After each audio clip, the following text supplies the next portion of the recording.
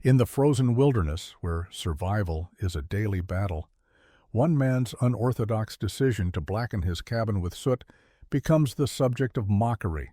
But as the biting cold of winter rages outside, the warmth inside his cabin defies the odds, and his neighbors' disbelief.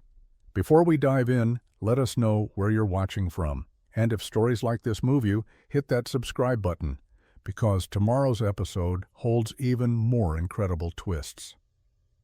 Samuel Bridger stood outside his cabin, the wind biting at his face as snow swirled around him. His breath formed white clouds in the frigid air, and the world around him was an endless stretch of white. But Samuel wasn't focused on the snow. His eyes were fixed on the row of cabins in the distance. The small town of Coldridge had always been skeptical of his ways. He was known for being different, and this winter the other settlers had even more reason to look down on him. Samuel had spent the last few days working tirelessly on his cabin, a humble structure with a strong foundation, solid walls, and a roof designed to keep out the harsh winter winds. But it wasn't just the design that had caught the town's attention, it was the black soot that now clung to the wooden logs. Most settlers believed that a well-built cabin should look sturdy and well-kept, not stained with black smoke. Samuel, however, had a different vision. He had noticed something in his years of trapping and living in the wilderness. He had seen how many cabins, no matter how strong, were still bitterly cold inside during the winter. The bitter winds would cut through cracks in the walls, the snow would sneak in through the smallest openings, and the wood itself would often soak up the cold. The solution, Samuel thought, wasn't just to build a sturdy cabin, but to find a way to trap warmth and preserve it. And that was why he had blackened the walls. The soot, he believed, would serve as insulation, holding the heat inside longer and warming the interior more effectively. It was an idea born out of necessity, a way to survive when the world around him was determined to kill him. But as he stepped out into the clearing, his eyes drawn to the distant cabins, Samuel could feel the weight of the ridicule. A group of men stood near the fire in front of one cabin, their laughter carrying across the snow-covered landscape. They were pointing at him, whispering amongst themselves, no doubt making jokes about his blackened monstrosity. "Look at Bridger's place," one of the men sneered. "Wonder if he thinks he's in some kind of chimney." Another man laughed, shaking his head. "Bet he'll freeze himself out before long. It's not going to help him when the real cold comes." Samuel could hear their words clearly, despite the distance, but he didn't react. Instead, he stood firm, his hands buried deep in the pockets of his heavy coat, and let the wind whip around him. He had come to terms with the mockery long ago. The wilderness was unforgiving, but he was determined to outlast it. He turned away from the men, heading back to his cabin, where warmth awaited him. The inside of the cabin was as cozy as it could be in such a cold world. The fire crackled in the stone hearth, and the soft glow of the flames cast shadows across the room. The walls, blackened with soot, seemed to hold the warmth in, and Samuel could already feel the difference. He knew deep down that the ridicule would not last. When the true tests of winter came, he would have the last laugh. The cold came on quickly. As it always did in the Rocky Mountains, Samuel had prepared for it. He had built his cabin high on a ridge, far from the usual paths that travelers followed. He had worked the land for years, trapping beavers and surviving harsh winters, but nothing compared to the biting winds and freezing temperatures that gripped the land now. The temperature was already dropping below zero as nightfall approached, and Samuel could feel the weight of the cold creeping in. Inside the cabin, the fire crackled, but the warmth from the hearth was a fleeting thing. Outside, the wind howled against the walls, and the snow piled up higher and higher. For a moment, Samuel considered going out to check on his traps, but he knew better. The cold was not something to be reckoned with. It was a killer, patient and relentless. It would wait for you to make the wrong move. And out here, in the vast wilderness, there was no room for mistakes. He turned his attention to the cabin's interior, focusing on the layers of wood, the soot-stained logs that lined the walls.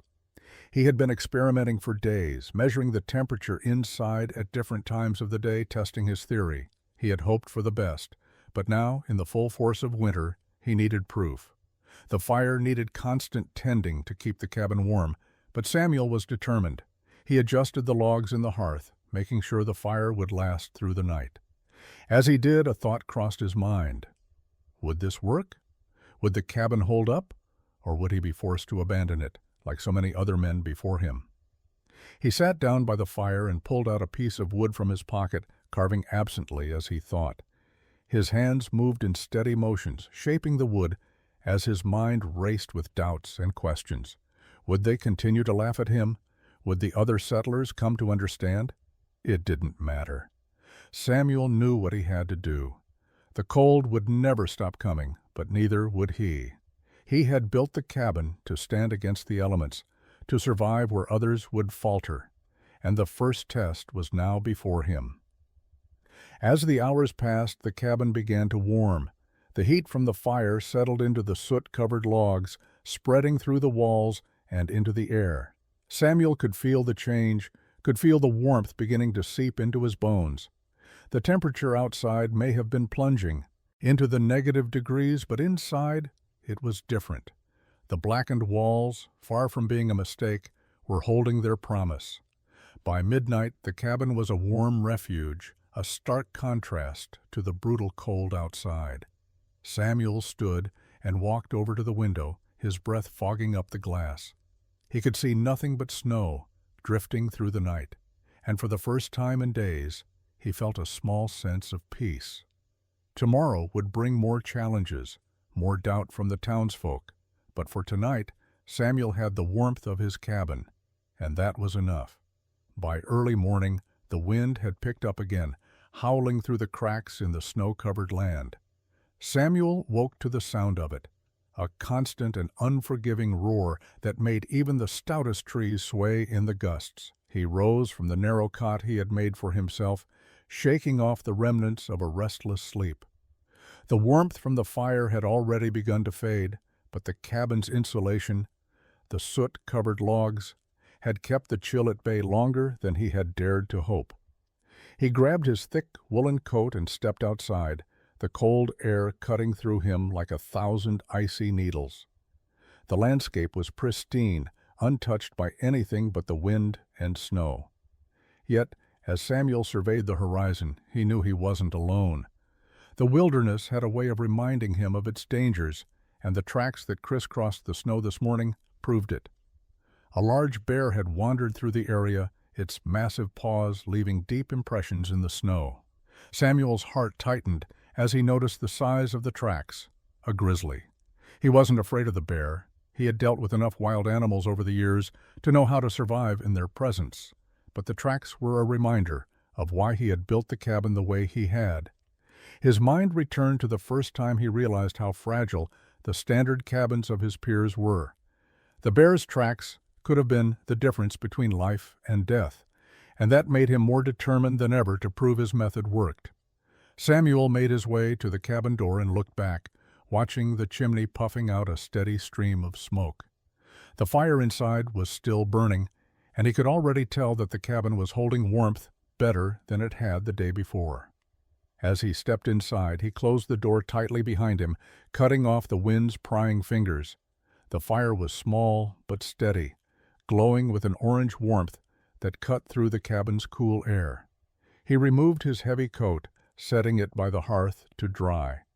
There, across the room, the logs on the wall stood in stark contrast to the world outside. The soot that had once seemed like a foolish mistake now looked like a badge of honor. Samuel knew that it wasn't just the construction that kept the heat inside, it was the method itself. Outside, the wind howled again, but inside the cabin was warm. The temperature had dropped to well below freezing, yet Samuel didn't feel it. He smiled, faintly, watching the steam rising from his coat. The first test was over. The cabin had passed.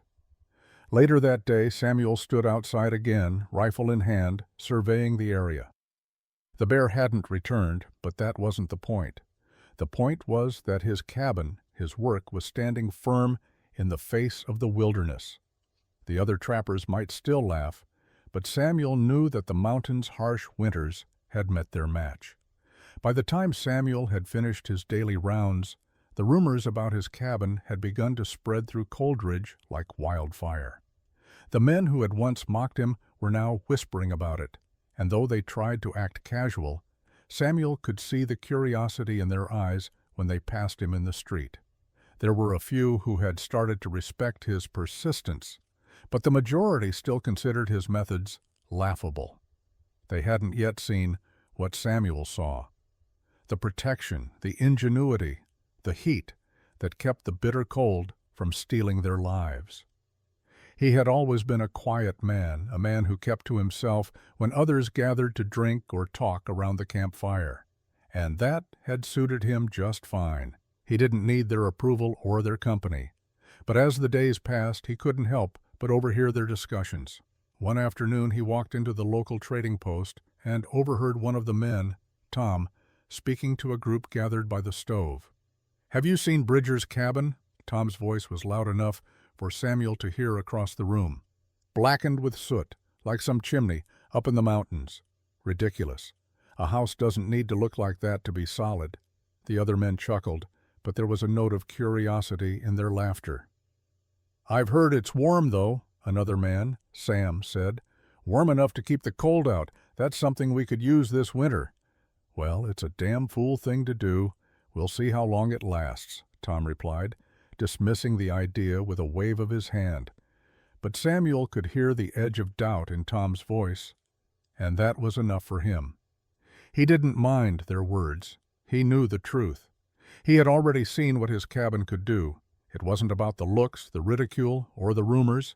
It was about survival, and Samuel was prepared to prove it to them. Later that evening, as the sun sank behind the mountains, Samuel went outside to take a look at the sky. Surprise saw. The cold had set in again, and snowflakes danced through the air like 1,000 tiny stars. He knew what was coming, another test. For now, though, he was content to watch the horizon, knowing that his cabin, his hard work, was ready for whatever the wilderness would throw at him. And as he stood there, the air crisp and the snow gently falling around him, Samuel could feel the weight of the isolation lift. The wilderness might have been unforgiving, but he had found a way to stand tall in the face of it, and that was all he needed. The mocking would stop soon enough. He was certain of it. The rest of the world would come to see the wisdom of his method, and when they did, they would realize that Samuel Bridger had built something far more than a cabin. He had built a future. The night came quickly, Nyale, as it always did in the mountains, swallowing the daylight with an eerie stillness. Samuel sat by the hearth, poking at the fire to keep it alive. The cabin had been warm all day, thanks to the soot-covered walls, but the temperature outside was dropping, and the wind had begun to pick up again, sending snow swirling in every direction. Even with the fire, the air had a bitter chill that seemed to settle in your bones, making it feel like the cold was seeping through the walls, no matter how strong they were. Samuel wrapped his thick woolen blanket around his shoulders and leaned back in his chair, staring into the flames. His mind wandered, drifting between the constant battle for warmth and the life he had left behind in Kentucky. He didn't think about the past often, the life of comfort, the family he had once known.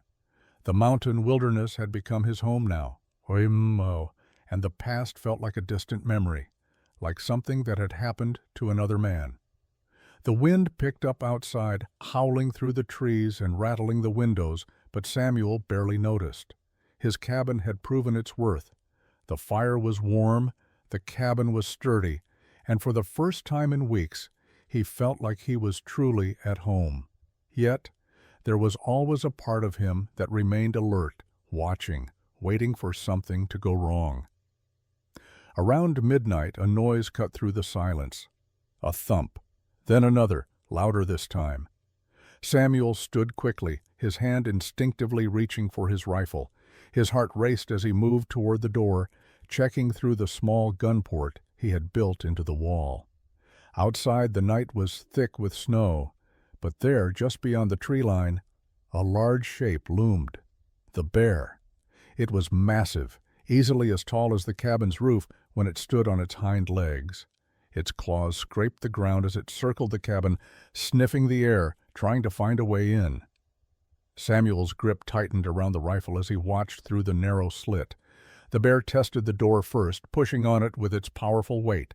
Then it moved to the corners, trying to pry apart the logs. Samuel held his breath. This was the test he had been waiting for. He watched, tense, as the bear continued its assault. The door creaked but held firm. The logs didn't budge. The corners remained intact. The chinking between the logs didn't shift. Samuel could see the bear's frustration as it paced around, clawing at the walls, but it couldn't get in. After what felt like an eternity, the bear finally gave up. It huffed in annoyance and turned away, lumbering back into the wilderness. Samuel stood there, rifle still in hand, listening to the retreating footsteps of the beast. His heart was pounding, and he could feel the weight of the moment pressing on him. The cold outside may have been relentless, but Samuel's cabin had stood strong against the wilderness. The first true test had come, and it had passed. Samuel smiled faintly, his eyes never leaving the spot where the bear had disappeared. He wasn't just surviving anymore, he was thriving. The morning after the bear had tested his cabin, Samuel awoke to find the world outside blanketed in a thick layer of fresh snow. The air was still, eerily quiet, as though the earth itself was holding its breath. Samuel knew that the bear would be back eventually, but for now, he had other things to tend to. He spent the morning replenishing his firewood supply, chopping logs and stacking them neatly outside the cabin. The labor was hard, but it kept him busy, and he found comfort in the rhythm of his work. He had always enjoyed the solitude of the wilderness, but even he had to admit that the silence could become overwhelming at times. The mountains were beautiful, yes, but they could be lonely too. As he worked, Samuel's mind wandered back to the townspeople. The rumors about his cabin had spread further than he had expected. Some of the men had come by the cabin the previous week, asking questions and inspecting the walls. They had been skeptical, but Samuel could tell that their curiosity was slowly turning into respect. It wasn't much, but it was a start. Suddenly, a sharp sound broke through the silence, the sound of approaching voices. Samuel froze, his hand instinctively going to his rifle. He stepped back behind a pile of wood, his heart racing as the footsteps grew louder. He wasn't expecting visitors, and the idea of strangers coming to his cabin in the middle of winter unsettled him. He crouched low, waiting. His mind raced, considering every possibility. Could it be a bear? Or was it something else? The footsteps grew louder still, and then, around the corner of the cabin, two men appeared. They were bundled up in heavy furs, their faces covered with scarves and hats. Samuel didn't recognize them, but the way they approached told him they weren't strangers to the wilderness. One of the men was tall, with a grizzled beard and eyes that had seen more winters than Samuel cared to count. The other was shorter, with a lean build and a sharp, calculating gaze. Samuel stepped out from behind the woodpile, rifle still in hand. The taller man raised a hand in greeting, a crooked smile forming beneath his beard. "You Bridger?" the man asked, his voice low and gravelly. Samuel nodded cautiously. "I am. We heard about your cabin," the man said it, nodding toward the structure behind Samuel, the one that's been blackened with soot. "We came to see it for ourselves." Samuel tensed, unsure of their intentions. He had heard the rumors, of course, but he had never expected anyone to come all this way just to see his cabin. He lowered his rifle, though, deciding that it was best to show these men that he wasn't afraid. "What do you want with it?" Samuel asked, his voice flat. The shorter man stepped forward, his eyes scanning the cabin. "We've heard tell that it's warmer inside than it looks, that it can hold off the cold better than anything else out here. We're not here to mock you. We're here to learn." Samuel eyed them warily. He had always been a solitary man, but something about the men's honesty intrigued him. They weren't here to laugh. They were here to understand. "Come inside," Samuel said after a moment, gesturing toward the cabin. "But you'll have to make your own firewood." The men nodded and followed him inside, stepping into the warmth of the cabin. As they settled near the hearth, Samuel couldn't help but feel a small sense of satisfaction. Word had spread, but not all of it was mockery. Some were beginning to see the value in his work. It wasn't much, but it was a start. And for the first time in a long while, Samuel felt like the wilderness wasn't quite so lonely. Weeks passed, and Samuel continued to work the land, his routine of chopping wood, setting traps, and maintaining the cabin unaffected by the growing cold. Each day brought a new layer of snow, the mountain landscape slowly transforming into a winter wonderland. But as the days grew shorter and the nights longer, something else was beginning to change. The men who had once mocked Samuel's blackened cabin were beginning to look at him differently. The two men who had visited his cabin that day had returned, and to Samuel's surprise, they had brought more with them. More trappers, more hunters, all eager to see the soot-stained marvel for themselves. At first, Samuel had resisted their presence. He preferred the isolation, the quiet of his own thoughts, and the peace of the wilderness. But as more men came, all looking to learn from his methods, he found that he no longer minded their visits. It wasn't the compliments or the questions that mattered to Samuel. He was used to being underestimated.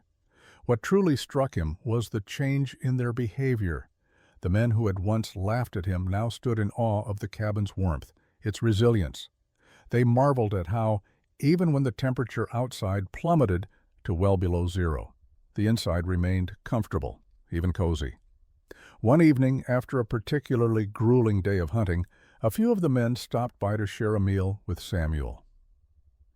They had traveled through deep snow and biting winds to get to his cabin, and the thought of a warm fire and a hot meal was enough to convince them to make the trek.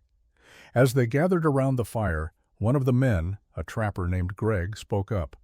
"I never thought I'd see the day," Greg said, shaking his head as he looked around the cabin. "I thought you were crazy, Bridger. A man spends all that time blackening his walls. Looks like a chimney inside hell.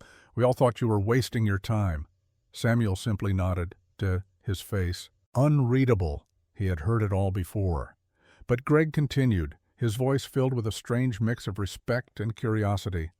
"I've got to hand it to you, though," Greg said, "but this cabin is something else. I've been in a lot of shelters, but none of them have held heat like this one." The men around the fire murmured their agreement. "It's like the cold don't even touch you in here," another man, Ben, added, his hands outstretched to the warmth. Samuel took a slow breath, feeling the weight of their words settle on him. It was a strange feeling, one he wasn't quite sure how to process. For years, he had worked alone, out of necessity, out of a desire to survive. But now, standing in his cabin surrounded by the men who had once mocked him, he realized that his work had been something more than just survival. It had been an act of innovation, one that was finally being recognized. As the fire crackled and the night deepened, Samuel allowed himself a rare smile. The respect was slow to come, but it was finally here. The men who had once seen him as a fool were now looking at him as a man who had done something worth learning from. He had built something that mattered, and that was enough. By the end of the winter, word of Samuel Bridger's cabin had spread far beyond Coldridge. It wasn't just the local trappers anymore. Settlers from surrounding towns had made the journey to see the cabin for themselves. Some came out of curiosity, others for practical reasons. Many had heard about the man who could trap the cold inside his walls, and they wanted to see if the rumors were true. Samuel had not set out to become a symbol of innovation. He had simply wanted to survive, to outlast the elements in a place that had been known to break even the toughest men. But as the days went on, he realized that his work had become something much more significant. His cabin, blackened with soot and built with unconventional materials, was not only standing tall against the harshest winter he had ever known, but it was also teaching others the value of persistence and creative thinking. One morning, Samuel was chopping wood by the side of his cabin when he heard the sound of hooves crunching through the snow.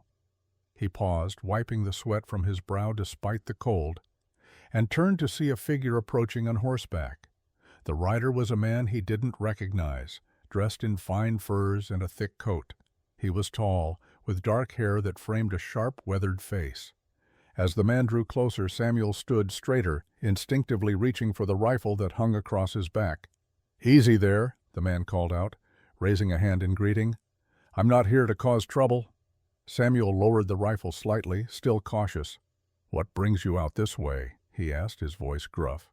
"I've heard a lot about your cabin," the man said, dismounting and walking toward him. "My name's Jacob Harlow. I'm a landowner out near Willow Creek. We're building a settlement there, and I've been looking for ways to improve the construction of our homes." Samuel raised an eyebrow. "You came all the way out here to ask about my cabin?" Jacob nodded.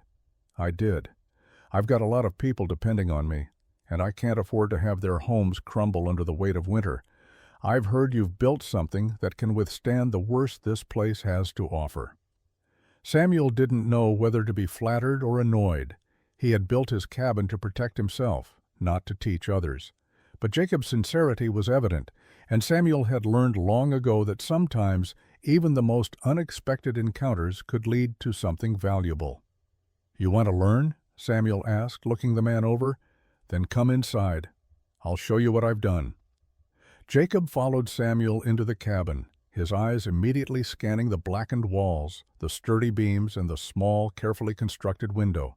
He asked questions as Samuel walked him through the design: why the logs were stripped of their bark, why the corners were pinned instead of notched, why the chimney was designed the way it was. Samuel explained everything in detail, not out of pride, but because he knew that this information could help others. If Jacob could take what he'd learned here and apply it to his settlement, then Samuel's work would truly have a lasting impact. As they talked, Samuel realized something. He had built more than just a cabin. He had built a foundation for others to follow, a way of life that wasn't just about surviving the wilderness, but thriving in it. Jacob might have come seeking answers, but Samuel was beginning to see that this cabin, this simple structure of logs and soot, had become a symbol of something far greater than he could have imagined. It had become a beacon of hope for those who were willing to learn and adapt. And as the fire crackled in the hearth, Samuel knew that his work was far from over. As the days grew longer and spring crept into the mountains, Samuel continued to receive visitors. Some came out of curiosity, others because the brutal winter had taken its toll, and they needed to find new ways of surviving the season. With each passing day, more people began to see the wisdom in Samuel's unconventional approach to cabin building, and his cabin became something of a local landmark, a symbol of resilience and innovation in the face of nature's harshest challenges. One morning, just as the sun began to rise, casting a soft orange light over the snow-covered peaks, Samuel noticed the unmistakable sound of hooves crunching through the fresh snow once again. He stood up from his small workbench by the fire and wiped the frost from his brow, then stepped outside to see who was coming this time. The rider was not unfamiliar. It was Jacob Harlow, the man who had visited him a few weeks earlier. But this time, he wasn't alone. Behind him was a small wagon drawn by 2 sturdy horses, and in the wagon sat several others. Men and women, all bundled up against the cold, watched Samuel with a mixture of curiosity and quiet expectation. Jacob dismounted from his horse and walked toward Samuel with a smile on his face. "Morning, Bridger," he called out, extending a hand. Samuel, still cautious, shook the man's hand firmly. "Morning. What brings you back?" "I've been thinking about what you said," Jacob said, his voice steady but full of purpose. "About how we can build homes that will last, not just in the good seasons, but through everything. My people, we're planning to settle near Willow Creek. We're trying to build something that will survive, not just this year, but for years to come." Samuel studied him carefully. "And what's that got to do with me?" Jacob motioned to the group behind him. "I've brought a few people. They're builders, carpenters, and masons. But more importantly, they're people who want to learn. They want to see how your cabin holds up, how you did it. They want to understand. Samuel looked over the group, noting the way their eyes lingered on the cabin. They weren't mocking him. They were observing, studying. They had heard the stories, seen the results, and now they wanted to learn for themselves. "You want me to teach them?" Samuel asked, his voice guarded.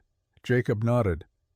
"We want to build better homes. We want to survive the winters, but more than that, we want to learn how to adapt to this land. You've done it. You've figured it out." Samuel stood in the doorway of his cabin, his gaze shifting from Jacob to the group and back again. It wasn't an easy decision. Samuel was no teacher, and the thought of opening up his methods, his carefully honed techniques, to strangers felt almost uncomfortable. But there was something in Jacob's earnestness, in the way he spoke about the future, that made Samuel pause. Perhaps it was time to share what he had learned. "All right," Samuel said after a long moment of silence, "I'll show you. But you're going to have to work for it." Jacob smiled. "We wouldn't have it any other way." As the group filed inside the cabin, Samuel began to walk them through the process, explaining the reasoning behind every decision, from the type of wood he used, to the way he chinked the walls, to the blackened exterior that had become so important to retaining heat. As they listened, they took notes, asked questions, and examined every detail of the cabin, their eyes wide with understanding. Samuel found himself more at ease than he expected. It wasn't just the warmth of the fire that filled the cabin now. There was a sense of purpose, of shared knowledge, and for the first time in years, Samuel felt the stirrings of a new kind of community. Spring had fully arrived in the mountains, and the once frozen landscape was beginning to thaw. The snow receded, revealing patches of brown earth beneath the growing grass. The bitter winds of winter had given way to a calm, crisp breeze that carried the scent of fresh pine and the promise of warmer days ahead. But for Samuel, the changes outside seemed insignificant compared to the shift that had occurred within him over the last few months. The cabin, which had once been a solitary refuge, was now the epicenter of something larger. Jacob Harlow and his group had become regular visitors, coming to learn from Samuel, to see how his methods worked, and to help him improve upon them. More men, women, and even children had come to see the cabin, to learn its secrets. Word had spread far beyond Coldridge, and Samuel had become something of a reluctant teacher. Every few days, someone new would show up at his door. Trappers from neighboring towns, settlers from across the mountains, and even a few families hoping to build homes of their own. They all came for the same reason: the cabin, the symbol of strength, warmth, and ingenuity in the heart of a brutal wilderness. It was no longer just a building. It had become a beacon of possibility, a testament to human resilience in the face of nature's unforgiving cold. One morning, as Samuel worked in his cabin, repairing a section of the roof where the snow had begun to wear away at the bark, he heard the unmistakable sound of hooves once again. This time, it was not Jacob or his crew, but a familiar face. Greg, one of the trappers who had visited the cabin months ago. Greg dismounted, his face weathered but smiling. "I've been meaning to come back and see how you're doing, Bridger," he said, walking toward the cabin. "Heard your place has been keeping folks warm all through the winter. Thought I'd drop by and see for myself." Samuel nodded, standing up and wiping his hands on his pants. "It's held up well, better than I thought it would." Greg stepped inside, his eyes scanning the walls, taking in the familiar sight of the soot-stained logs, the carefully constructed window shutters, and the thick, warm interior. "Well, I'll be damned," he said with a low whistle. "Looks like you've really done it. This place doesn't just survive the winter, it thrives in it." Samuel said nothing, merely watching as Greg walked around the cabin, inspecting every detail. Greg had been one of the men who had mocked him in the beginning, but now he was here with an open mind, ready to learn. "Tell me something," Greg said after a long pause. "Do you ever wonder if you've done something bigger than just survive out here? This cabin, this place, it's more than just a shelter. You've changed how people look at this land. You've shown them a way to survive." Samuel looked out the window, watching as the first signs of spring began to emerge, the landscape transforming into something new. For a moment he didn't speak. He was used to working alone, to being the solitary man in the wilderness, but now he realized that his work had become something more. It wasn't just about him anymore, it was about everyone who came after him, everyone who needed to build, to survive, to thrive. Finally, Samuel spoke. "Maybe I have," he said, his voice quiet but firm. "But it's not about me. It's about what's left behind. That's the real legacy." As Greg nodded in agreement, Samuel knew that the cabin he had built was more than just wood and soot. It was a foundation for something greater, something that would outlast him. And in that, he found peace. Summer arrived quietly in the mountains, with the sun casting long golden rays across the once frozen landscape. The days grew warmer, and the snow on the peaks began to melt, turning the streams into rushing torrents. Samuel found himself spending more time outdoors, repairing the wear and tear the winter had inflicted on his cabin, checking the trap lines, and gathering what he needed for the coming months. The first bloom of wildflowers, delicate and fleeting, seemed to promise that the worst of the cold was behind him. However, with the change in seasons came new challenges. The settlers and trappers who had made the journey to see his cabin were still coming by in droves, hoping to learn something, to take home a piece of his ingenuity. While Samuel had never sought out the role of teacher, he had found himself increasingly accepting of it, showing others how his techniques could be applied to their own lives. Yet despite the constant flow of visitors, Samuel remained focused on one thing, the legacy of his cabin, which had withstood the harshest of winters. One day, while Samuel worked at the edge of his land, repairing a section of the stone foundation that had started to shift, he heard the sound of horses approaching. Looking up, he saw Jacob Harlow riding in with his usual entourage. This time, however, Jacob wasn't alone. Behind him, a small wagon was filled with lumber, tools, and a few familiar faces, Greg, Ben, and several other men Samuel had worked with during the past few months. Jacob dismounted and waved a hand at Samuel. "Thought we'd bring some of our own supplies," he called out. "We've decided to start building our first settlement near Willow Creek, and we want to use your techniques. We need your help." Samuel wiped the sweat from his brow and walked toward them. "I've already shown you everything I know," he said, his tone a bit more cautious than before. "What more can I teach you?" Jacob smiled. "We want to build something that will stand the test of time, not just for this season, not just for a few years, but something that will last decades. We know we've got to start right, or else we'll be fixing it all over again in 5 years." Samuel looked at the wagon filled with supplies, his mind racing. They wanted him to guide them through this new phase, the building of homes that would stand through time. It was one thing to survive a winter in the mountains, but another to make something last for generations. "All right," Samuel said after a long pause, "we'll start tomorrow. But you need to understand, this is no simple task.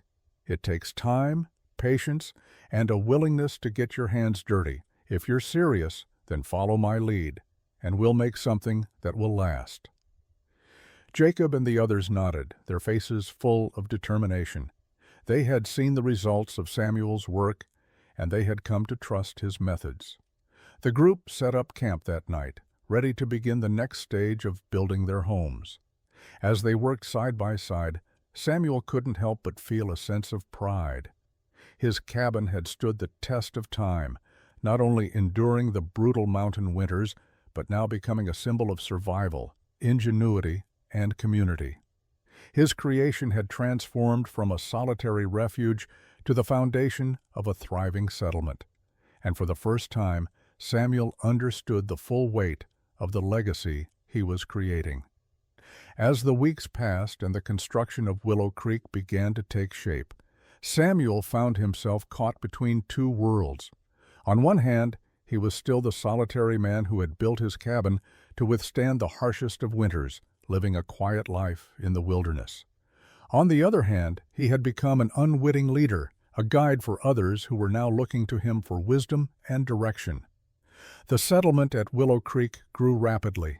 Men and women worked tirelessly, using Samuel's techniques to construct cabins that were sturdy and capable of withstanding the coming winters. Every day, more people arrived, drawn by the stories of Samuel's work and the promise of safety in a world that seemed unforgiving. Yet, with all the progress, Samuel couldn't shake the feeling of unease that had begun to settle in his chest. There was something about the growing settlement that felt different from what he had imagined. The land that had once been so quiet and unspoiled was slowly becoming a bustling community, filled with people and noise.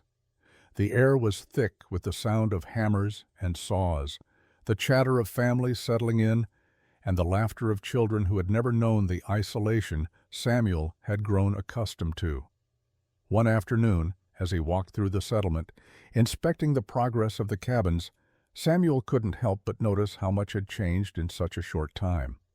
The land, once covered in snow and wild beauty, now hosted rows of cabins, gardens, and farm animals. The clearing that had once felt vast and untouched now seemed crowded, and the open spaces where he had walked alone for years were now filled with activity. As he walked toward the center of the settlement, he encountered Jacob, who was overseeing the construction of a new cabin. Jacob waved him over with a grin. "We're almost done with the first row of homes," he said. "Soon we'll have a real town here." Samuel nodded, but didn't share the same enthusiasm. "It's coming together," he said quietly, "but it's not what I expected." Jacob looked at him curiously. "What do you mean?" Samuel hesitated, feeling the weight of his words. "It's changing. It's becoming something else. The quiet I had, the solitude, it's disappearing. I don't know if I'm ready for all of this."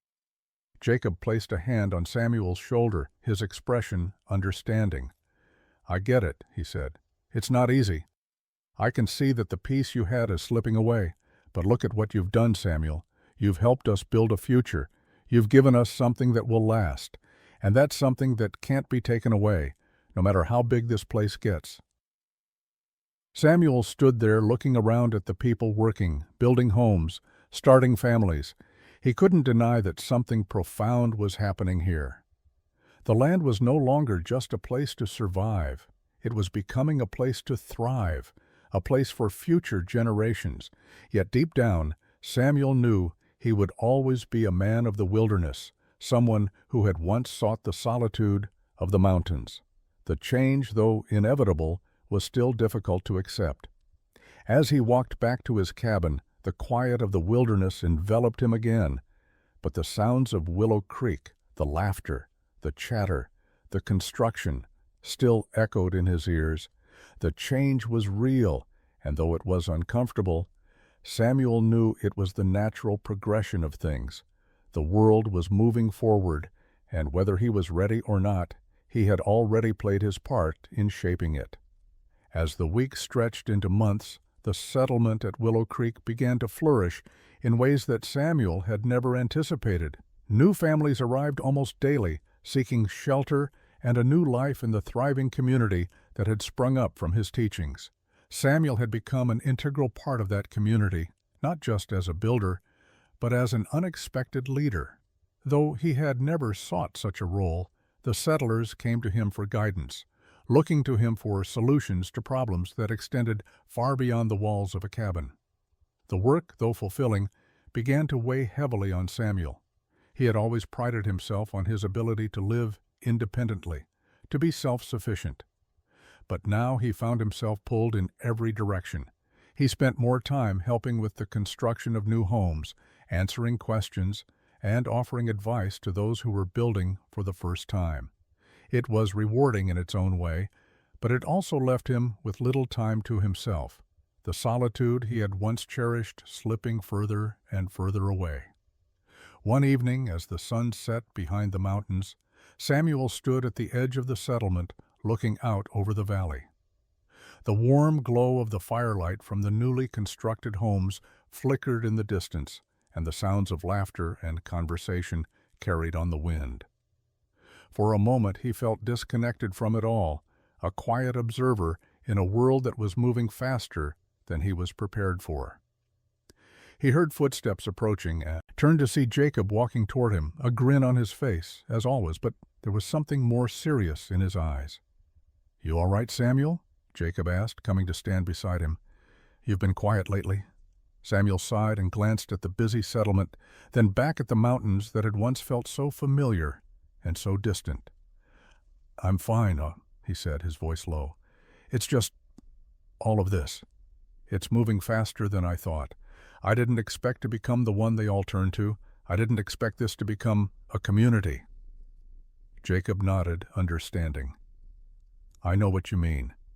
But what you've done here, Samuel, it's not just about building cabins. It's about creating a place where people can build something better for themselves.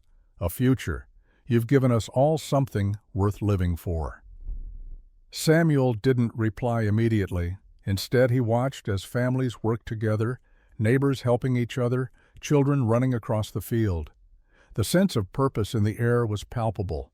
He had helped build something solid, something that would stand the test of time. It wasn't just about the cabins anymore, it was about the people, the lives they were shaping together. "I didn't do it alone," Samuel said finally, his voice tinged with humility. "And I can't carry this weight by myself either." Jacob clapped him on the back. "You don't have to. We're all in this together."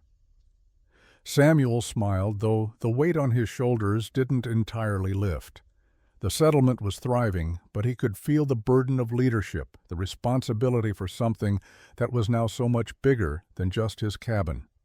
The change, inevitable and necessary, had come, and with it, the realization that he was no longer a solitary figure in the wilderness. His role had evolved. He had given the people a chance to thrive, but now it was time to help them stand on their own. As the seasons changed once more, Samuel found himself standing at a crossroads. Willow Creek had grown into something he had never imagined, a thriving community, with homes scattered across the land, farms sprouting up in the fertile soil, and new families starting fresh. But for all the prosperity that had blossomed around him, Samuel felt a sense of unease creeping in, a quiet restlessness that he couldn't ignore. The work was no longer just about building, about survival.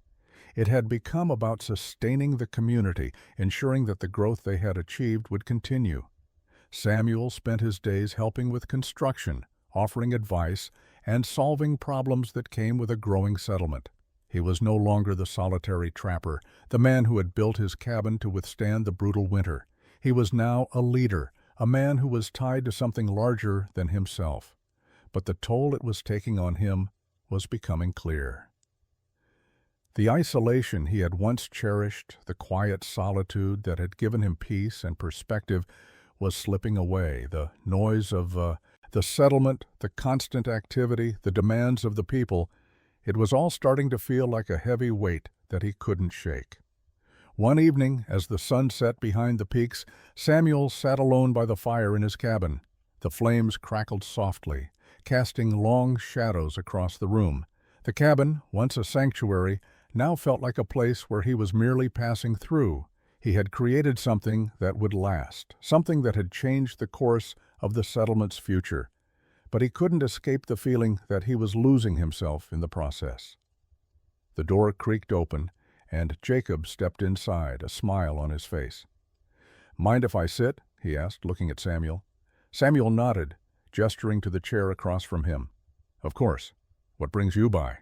Jacob sat down, his face more serious than usual. "I've been thinking, Samuel. You've done more for this settlement than anyone could have imagined. You've built homes. You've taught us all. You've shown us how to survive and thrive. But I think you're starting to lose something along the way." Samuel looked up at him, surprise flickering in his eyes. "What do you mean?" Jacob leaned forward, his gaze steady. "You're not the same man you were when you came here. You've become something else, someone the whole settlement looks to, someone who leads us all, but you've given so much of yourself to us. What about you, Samuel? What do you want?" Samuel stood up and walked over to the window, looking out at the settlement. The lights of the cabins twinkled in the distance, the laughter of children echoing in the air. It was a beautiful sight, a symbol of everything they had achieved together. But as he stood there, he realized that he was standing at a crossroads, a point where he had to choose whether to continue down this path or return to the life he had once known. "I don't know," Samuel admitted, his voice quiet. "I've built something here, something that's more than I ever imagined. But I can't shake the feeling that I've lost myself along the way. The quiet, the solitude, it's slipping through my fingers." Jacob stood and placed a hand on his shoulder. "You don't have to lose it all, Samuel. You've given us so much, but you can still find your peace. Maybe it's time to step back, to let others carry the weight. You've earned the right to choose your path now." Samuel stood there for a moment, the weight of Jacob's words sinking in. It was true. The settlement no longer needed him in the way they once had. They had learned what they needed to survive, and they had the strength to continue on their own. But what about him? What about the man who had once sought solace in the wilderness? He looked out at the growing community, then back at Jacob, and for the first time in a long while, Samuel felt a sense of clarity. The future was still uncertain, but he knew one thing for sure. It was time to choose the path that would allow him to find peace again, to rediscover the quiet he had once loved. As the fire crackled behind him, Samuel made his decision. The crossroads had arrived, and it was time to step forward. Samuel sat on the edge of his small cot, looking out the cabin window at the busy settlement of Willow Creek. The sun was beginning to set, casting an orange glow across the valley. The sound of children laughing, horses neighing, and saws cutting through wood drifted on the breeze. It was a scene of progress, of life, and it felt strange to Samuel. He had given everything to this place, and yet it was no longer where he found peace. The truth was, he missed the solitude. The quiet of the mountains had always been his refuge, his sanctuary. Now it seemed like a distant memory. Every day he was surrounded by people who depended on him, people who looked to him for guidance. At first it had felt rewarding, but over time the weight of it had become too much. The isolation he once cherished had slipped away, replaced by the demands of others. He thought about his cabin, the one he had built with his own hands, and how it had stood strong through the harshest winters. The work had been hard, but it had given him purpose. Now, the work was different. It was no longer about survival, but about sustaining a community, and that, Samuel realized, was not the life he wanted anymore. He stood up, walking to the door, and looking out at the settlement one last time. He had done enough. The people of Willow Creek would thrive, but it was time for him to leave, to return to the mountains, to find the peace he had lost. Samuel left before anyone could stop him. He took only the essentials, a pack, his rifle, and a few supplies, and set off toward the mountains. The quiet of the wilderness welcomed him like an old friend. The rustling of the trees, the calls of distant animals, the crisp air that filled his lungs, it was all he had ever needed. As he walked deeper into the forest, Samuel felt the weight on his shoulders lift. The solitude he had once craved, the life he had built for himself in the mountains, was calling him home. The settlement would go on without him, and that was how it should be. He had done his part, and now it was time to focus on his own survival, his own peace. He made camp in a familiar spot, where the trees opened up to reveal a clear view of the valley below. The fire crackled softly, and Samuel sat back, watching the stars emerge one by one. This was his life now, and for the first time in months he felt at peace. The mountains had a way of accepting you back, no matter how long you had been gone. And Samuel knew that as long as he had the wilderness, he would always have a place to call home. Samuel woke early the next morning, the first light of dawn spilling over the mountains. The air was cool, crisp, and smelled of pine and earth. For the first time in months, he felt truly awake, free from the weight of responsibility that had followed him in Willow Creek. The isolation that had once seemed daunting now felt like a balm, soothing the ache in his chest. The days that followed were simple: waking early, building small fires, checking his traps, and ensuring his cabin, though modest, was still sturdy. He spent hours walking the land, reacquainting himself with the trails he had once known so well. The wilderness hadn't changed, and neither had he. He felt the connection to the land once more, the bond that had kept him going all these years. Yet, in the quiet of the night, as he sat alone by the fire, the echoes of Willow Creek lingered in his mind. The voices of the settlers, their questions, their gratitude, it was all still with him, like a distant hum that never quite faded. Samuel knew he had left something important behind, a legacy, a way of life. But in this silence, he realized that his role had always been temporary. The land would always endure, long after he was gone. The stars above seemed to shine a little brighter, the wilderness around him a little more alive. Samuel had returned to the place where he truly belonged, and in this quiet, he knew that his work had not been in vain. The cabins he had helped build, the lives he had touched, would continue. The wilderness would always be his home. As the seasons turned once more, Samuel's life returned to its rhythm, simple, quiet, and solitary. The mountains, the forests, the rivers, they were all a part of him, just as they had always been. He had learned long ago that the wilderness was both unforgiving and kind, a place that demanded respect but offered peace in return. Time seemed to move differently here. The days stretched into weeks, then months, each one filled with the steady, calming work of survival. He was no longer the man burdened with responsibility. He was just another part of the land, a figure who walked its trails, built his cabin, and found solace in its quiet embrace. One evening, as autumn's cool winds began to blow through the trees, Samuel sat on a log by his fire, watching the last light of day fade behind the mountains. He had lived a full life, one filled with struggles and triumphs, but also one marked by a deep connection to the earth. The people of Willow Creek had built their future, and now it was his turn to build his final chapter. He lay down that night beneath the open sky, the stars scattered like diamonds above him. There were no more decisions to make, no more paths to choose. He had come full circle, from the wilderness to the settlement and back again. Samuel Bridger had found his peace at last. The mountains whispered around him, as if offering their quiet approval. And Samuel, with a soft smile on his lips, closed his eyes, content in the knowledge that he had done what he was meant to do. His legacy was etched in the land, and now it was time to rest.